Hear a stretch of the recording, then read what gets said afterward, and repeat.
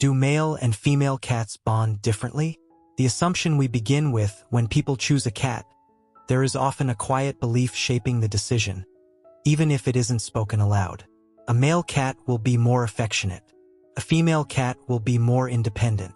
A male will follow. A female will observe. The categories feel stable, almost reassuring. They offer a sense of predictability in a relationship that has not yet begun. In the early weeks, these expectations can appear confirmed. The male kitten may trail you from room to room, settling wherever you settle, watching your movements with steady interest. The female kitten may pause at the doorway before entering, selecting a high surface, surveying the room before stepping fully into it. The difference seems clear, and the story writes itself. But time complicates simple stories. As months pass and routines form, the sharp edges of these assumptions begin to soften. The male who once seemed endlessly social may show signs of unease when doors close. The female who once observed from afar may begin sleeping closer than expected, choosing the same room, sometimes the same surface. The bond deepens, and with it, nuance emerges. What begins to reveal itself is not a rigid divide between male and female, but a spectrum of ways nervous systems learn to feel safe. Proximity and observation, two routes to security. In many homes, one cat seeks proximity as a primary form of reassurance. This cat follows quietly, not demanding attention, but orienting consistently toward the human presence in the home. When you move, they move. When you sit, they settle nearby. Your presence acts as a stabilizing reference point. It is easy to interpret this as affection alone, but often it is regulation. Being near you reduces uncertainty. Your breathing, your voice, the rhythm of your footsteps. These predictable patterns create a sense of order in a world that can otherwise shift without warning. Another cat may prefer observation.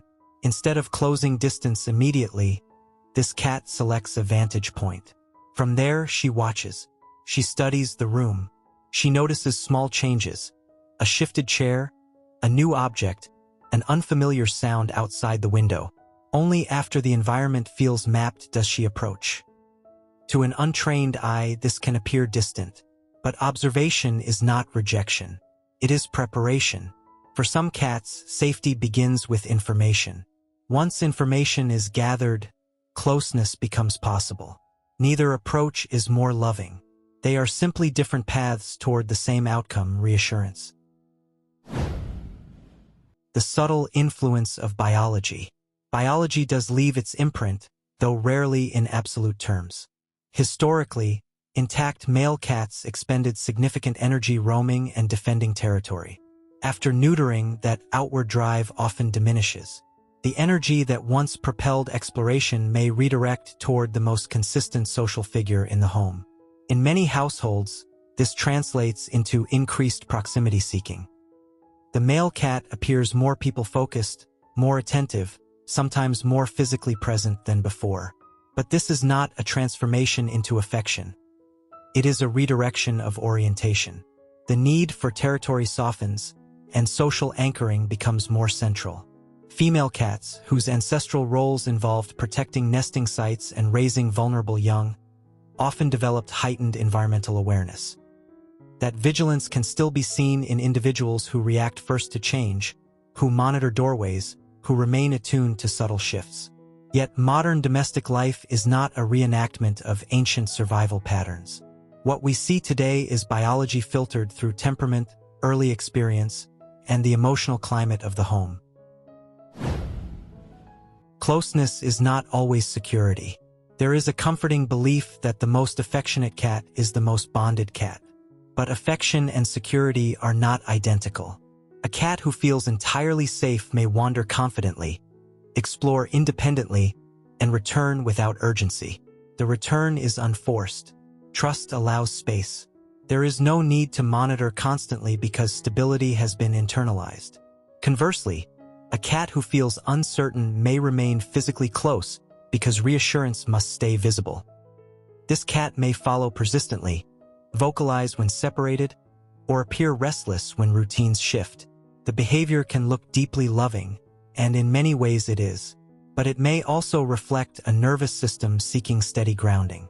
Understanding this distinction changes how we respond. Instead of measuring bond strength by inches of distance, we begin to measure it by calmness of presence. Play as a window into regulation. Play reveals something words cannot.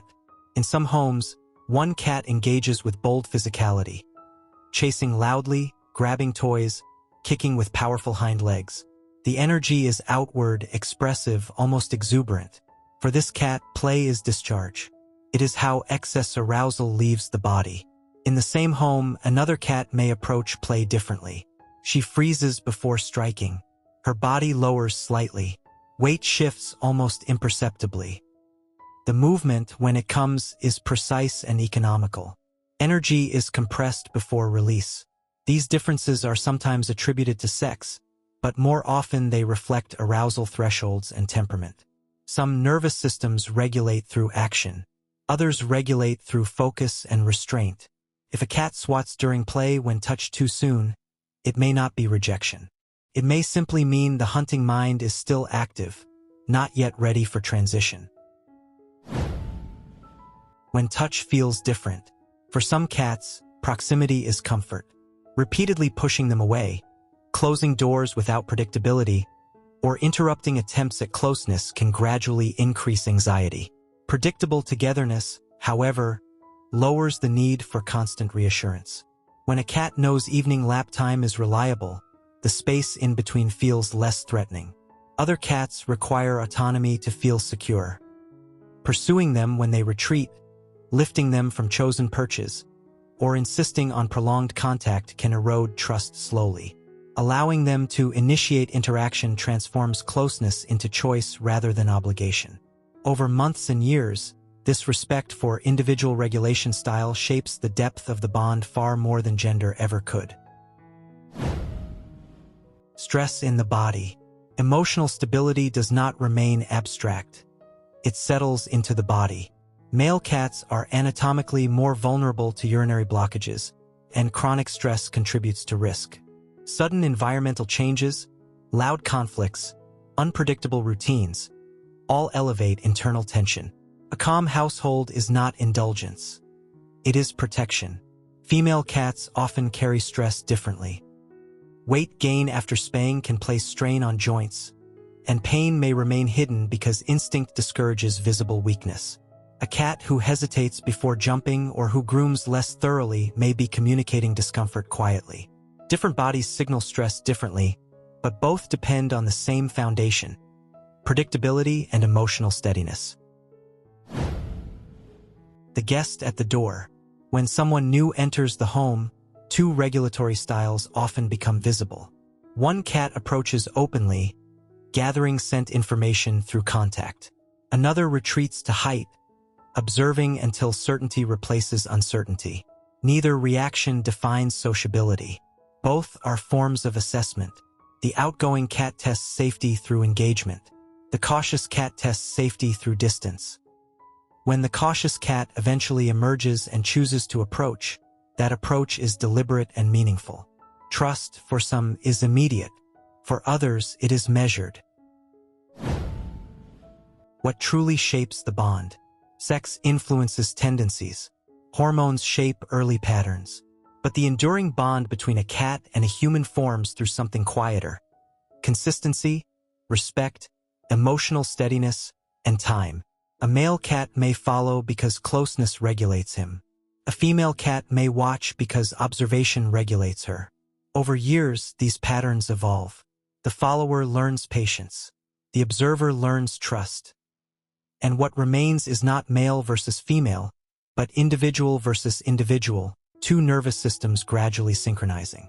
When you begin to see your cat's behavior not as stereotype but as strategy, something softens in the relationship. You stop asking whether they are affectionate enough or independent enough. You begin asking what makes them feel secure. And when security is present, devotion emerges quietly. Not dramatic, not loud, but steady. The bond you share is not determined by sex. It is shaped by how well you have learned to read the language of safety. And once you recognize that language, you may notice it everywhere. In the way they settle, the way they pause, the way they choose again and again to remain near you. And maybe that is what living with a cat quietly teaches us. That connection is not built through control, but through steady attention. Not through noise, but through presence that returns again and again. Over time, the smallest repeated gestures become trust. If these reflections help you see your cat more clearly, consider subscribing and joining us each day. We explore the quieter layers of feline behavior daily. Slowly, thoughtfully, and without forcing the moment. There is always more happening beneath the surface. And tomorrow we'll continue observing it together.